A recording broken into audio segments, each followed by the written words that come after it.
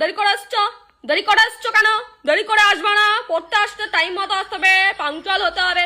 আরে স্যার আমি এসছি, এটাই বড় কথা। আমি যে পড়তে আসছি আমি এটাই বড় কথা। আপনার এই 4টের সময় এই শীতকালের ব্যাচে আমি গেছি, এটাই বড় কথা। আমার মার এই ধাতানি না খেলে আমি যেতাম না। আমি যেতাম না। আমার মা যদি আমাকে ওরকম ঠেলা মেরে না পাঠাতো আমি যেতামই না ওই ব্যাচে। তারপর ছিল ভাই হিস্ট্রির ব্যাচ। হিস্ট্রির ব্যাচ অর্ধেক পোলাপাইন ঘুমাতো। আমার পাশের ছেলেটা তো রোজ ঘুমাতো ভাই। আর ওকে মানে স্যার কিছু বলতেও না। ওকে স্যার দেখতে আসলে ওনার নিজেরই তো ঘুম পেতো। উনি লোককে কি বলবে? কিন্তু এমনও সময় ছিল না, মানে যখন মানে আমি ঢুকতাম দেরি করে, কিন্তু স্যার না সেটা কিছু পাত্তা দিত না, মানে তোয়াক্কা করতো না। যে ঠিক আছে দেরি করে এসছে, ঠিক আছে, মানে হয়তো পাত্তা দিত না বা কোনো একটা ব্যাপার ছিল, কিন্তু স্যারের পেছন ছাড়া কিছু লোকজন ছিল যারা হচ্ছে গিয়ে স্যারকে মনে করিয়ে দিত, স্যার ও কিন্তু রোজ এখন দেরি করে আসছে, দেখুন স্যার এতদিন কিন্তু এরম দেরি করতো না, এরম দেরি করলে তো অর্ধেক পড়া হয়ে যাচ্ছে। স্যার তোর কি তোর বাবা টাকা দিচ্ছে, আমার মায়নাটা তোর বাবা দিচ্ছে, তোর কি? তুই বলবি কেন? স্যার মনে নাই উনি পড়াচ্ছনার মতো ঢুকতে দিচ্ছে, আমি শুধু বলতাম স্যার আসবো, স্যার বলতো হ্যাঁ আসো বসে পড়ো, ঠিক আছে। ও মাঝখান দিয়ে স্যার ও কিন্তু এখন দেরি করছে, স্যার এখন কিন্তু ও রোজই প্রায় দেরি করে আসে। তোর বাবার কি, তোর দাদুর কি? আমি দেরি করে আসি, তোর কি রে?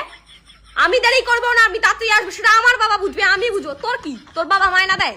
এছাড়াও আরো কিছু হারামির বাচ্চা কিছু স্টুডেন্ট ছিল যারা হচ্ছে যখন পড়া পারতাম না, ঠিক আছে পড়া পারিনি সেই জায়গাটাই থাক, তোর অন্য কথা তোলার কি দরকার আছে? স্যার বলতো পড়া করনি কেন, আগের দিনও করনি, পড়া পারিনি সেই কথাটা হচ্ছে যখন সেটাই থাক। পাশ থেকে কিন্তু স্যারের পেছন যারা কিছু স্টুডেন্ট ছিল যারা বলতো স্যার দেখেছেন পড়াও করছে না, দেরি করেও আসছে আবার পড়াও করছে না। তোর কি রে? তোর কি? আমি পড়া করছি না? তোর কথা অসুবিধা হচ্ছে?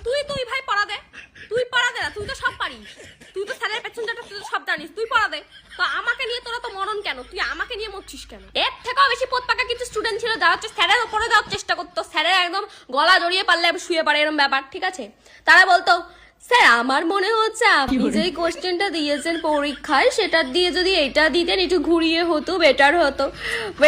ওকে মনে হয় ওটা করার জন্য ওখানে রাখা হয়েছে, ওকে মনে হয় আমাদের জীবনে জঞ্জাল ঢোকানোর জন্য ওখানে রাখা হয়েছে। তুই ভাই পড়তে আসছিস, তুই পড়া দে, তুই পরীক্ষা দে, তুই চলে যা। তোর যখন অত ঘুরিয়ে কোশ্চেন না করার শখ, তুই নিজেরটা করে নে। তুই আমাদের কোশ্চেন আরম্ভ করবি কেন?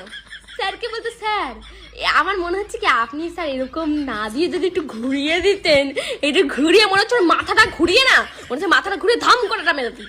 এত কিসের ভাই তোদের, এত কিসের? আর ছুটির সময় এদের যত প্রশ্ন, আমি অপেক্ষা করতাম কখন ছুটি দেবে, স্যার এতক্ষণ ধরে কথা বলছে ছুটির সময় কখন আসবে, আর ওরা ছুটির সময় স্যার আমার একটা প্রশ্ন ছিল স্যার।